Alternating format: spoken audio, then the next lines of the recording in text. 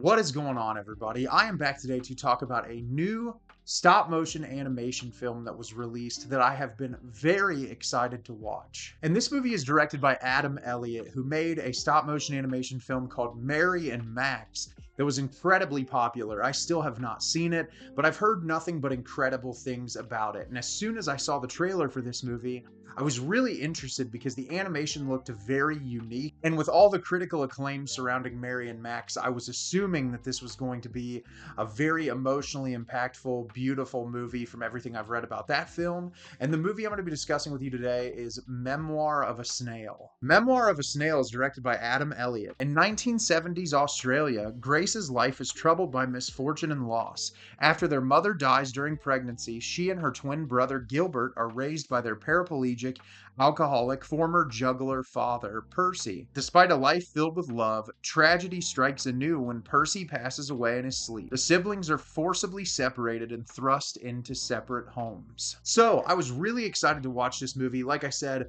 not familiar with Adam's other work, but I was looking forward to seeing this just because of what I've heard about his other work. And this movie kind of left me at a loss for words. It is truly one of the most beautiful and empathetic films that I've watched all year long. For a movie shot in stop motion with these characters that look not very realistic, that all have really kind of overblown features to really kind of hit home all of these important points, it's very human. This is one of the most human films I've watched all year long. I feel like the way that it examines all of its subject matter is in such a very realistic and vulnerable way that I feel like it would be damn near impossible not to feel moved in some sort of capacity by this movie. And I'm really excited to talk to you about it in great detail today.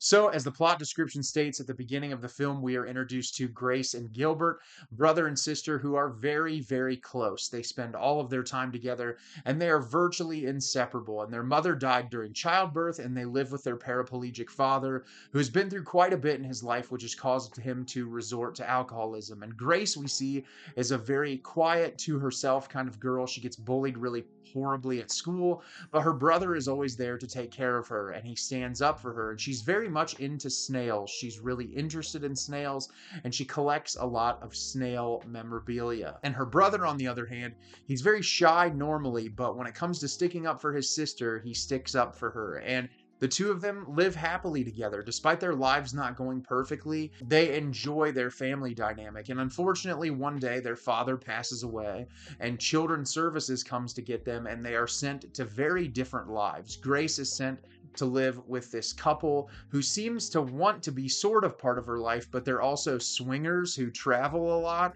And so she's kind of on her own, and she's left just pondering life and all of the tragedy that's happened to her family and being separated from her brother. And her brother, on the other hand, is sent to live with these crazy religious nutcases. And they force him to pray every day. They force him to work on this farm, and it causes him a lot of distress. And also throughout the film, we learn that he is coming to terms with his sexuality, and that becomes a big part of the movie, where Grace is dealing with issues with hoarding. She becomes obsessed with collecting all this snail memorabilia as a way to kind of cope with her depression.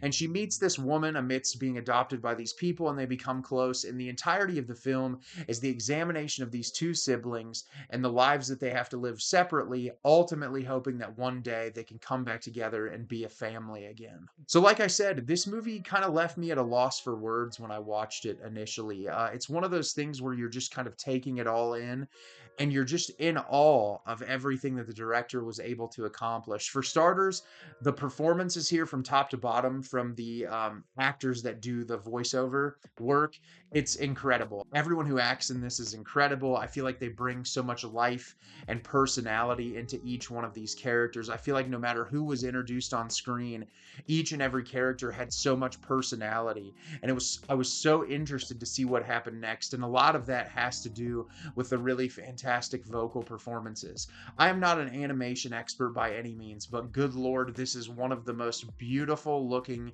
stop motion animation films I've ever seen. And it's very weird and strange and abstract, but there's so much attention to detail, not only just in how these characters look, but the way the camera moves. And to do stop motion, it's incredibly difficult. When I was in film school, school, there were a few different classes I took that I had to do stop motion animation, and I was not good at it, but damn do I respect the people who do it, because it is difficult. It is so hard to just take a photo, move something, take a photo, move something. And I love how they incorporate Grace's interest in stop motion in there. Feels very reflective of the director. I liked that quite a bit. But I think just the amazing attention to detail in the stop motion animation is what makes the world so immersive. It's really easy to just kind of jump in and just engage with these characters and appreciate it because of how beautiful it looks. The opening title sequence is amazing. I was hooked as soon as the movie started. Also, the use of sound in this is really great, and the use of music. I feel like it really makes the movie move along really easily. It's not hard to stay invested throughout the entire runtime.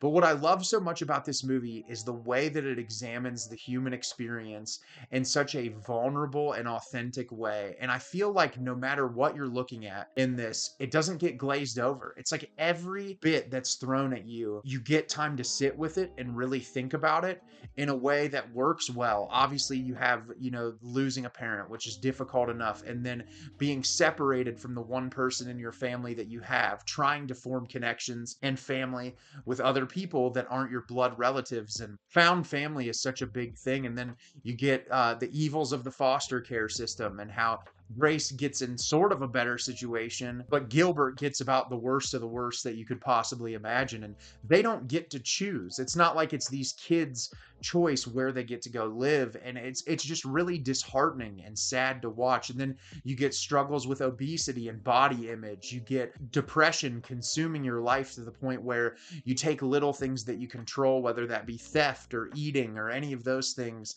and you utilize them to try to feel something. And it's a form of control that you have. And even if the ramifications of that control are negative, you just feel like it's something in your life that you can watch over when everything else feels like it's being set up against you. And I thought that was all handled really well. And then you have Gilbert's character struggling with his sexuality, and when he eventually acts on it, being in this religious household, and then religious control, and looking at people who force their religious beliefs on you, and whether or not you find it silly, them not giving you a choice. And it sounds like a lot, but what's so interesting is like each and every subsect of those ideas are explored in a way that felt fulfilling. By the third act, I felt like nothing was really glazed over, and it gave you time to sit with everything. And I think what the movie does so simply is just showcase that, like, we live in a very broken world, and there are things that are very wrong with where we live and how things operate, but we have to attempt to push through, make the best of what we can with the situation that we are given. And that's what I appreciated so much about this movie. I feel like that message of humanity and just the way that it explores it, it really moved me a lot. It reminded me a little bit of like Don Hertzfeld's It's Such a Beautiful Day, where it's like covering these very human ideas through animation in a way that packs a very heavy gut punch. And it's truly one of the most remarkable films I've seen all year long. I loved it a lot, and I'm really looking forward to watching it again. So have you seen Memoir of a Snail? Did you love it? Did you hate it? Leave me a comment down below and let me know what you thought. I thought this movie was fantastic. I loved it, and I can't wait to see it again. As always, if you can like the video and subscribe to the channel, helps me out a lot and lets me know the type of content you're looking for. I'm always putting out new material and look forward to getting more out for you in the near future. And as always, everyone, thank you so much for watching, and have a great rest of your day.